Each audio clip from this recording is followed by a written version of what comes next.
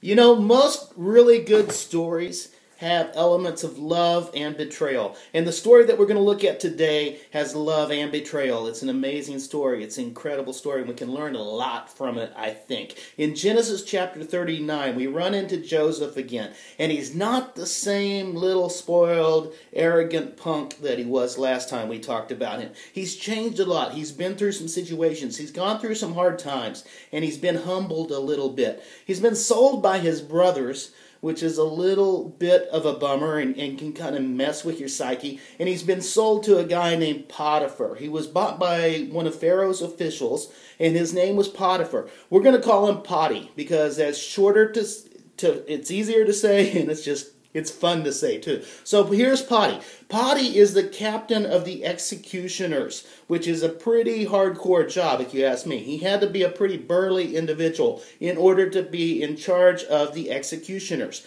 It was a big thing. And things all of a sudden seem to be going pretty good for Joseph. He's working as a slave for Potty, and Potty really likes him. God has given him favor, and the Bible says that God is with Joseph. And because of that, Potty's house is blessed. Because of that, everything it seems to be working out. Potty really likes Joseph. He trusts him, and he puts him in charge of a lot of different things. But then Mrs. Potty, who is Potty's wife, and she is the original cougar, she notices Joseph, and she starts seriously flirting with him every day. And she starts putting this intense hormonal pressure on him all the time.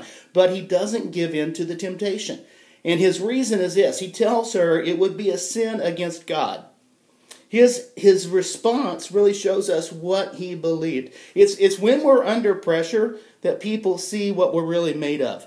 Okay, when we're under pressure and when we're really tested, those are the times that people really see what's on the inside of us. It's like if you take a Twinkie and you squeeze it, you're going to end up with a handful of cream filling. It's same with us. Intense pressure shows people around us what we're really made of. And his response shows what he is, at this point in his life, made of. He's been humbled. He's grown up a whole lot. And he doesn't want to sin against God. He's got a relationship with God. He doesn't want to jeopardize that. And then he does what we need to do a lot of times when we're tempted. He runs. He gets out of there. He takes off. And that's never a bad plan. When you're tempted, it's never a bad idea to just get out of the situation. Get out of there. Run from the temptation. That's not a bad thing. Okay, then he's falsely accused. He's thrown into prison.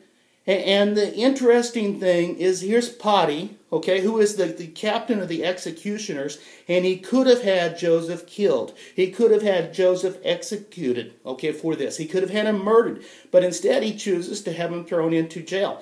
And I was thinking about that, and I was wondering, and I think the reason for that is because he knew Joseph and because he knew his wife. Okay, and so he knew that there was more to the story than the story. So he has Joseph thrown into jail. And what is happening to Joseph in this situation? What's happening is this. He's becoming the man of God that God has designed him to be. He is becoming the person that he needs to be. It seems like character only comes and only grows through conflict and through challenge. I wish it didn't. I wish it was easier than that. I wish it came from just sitting around, but it doesn't. Or having other people tell you things. But it seems like character, real character, only comes through conflict. Real character only comes through challenge. That's how heroes are made. That's what's happening with Joseph, and that might be what's happening in your life. If you're going through some hard times, welcome to the club. And just allow God to use those things to turn you into who he wants you to be. God bless you. Giddy up.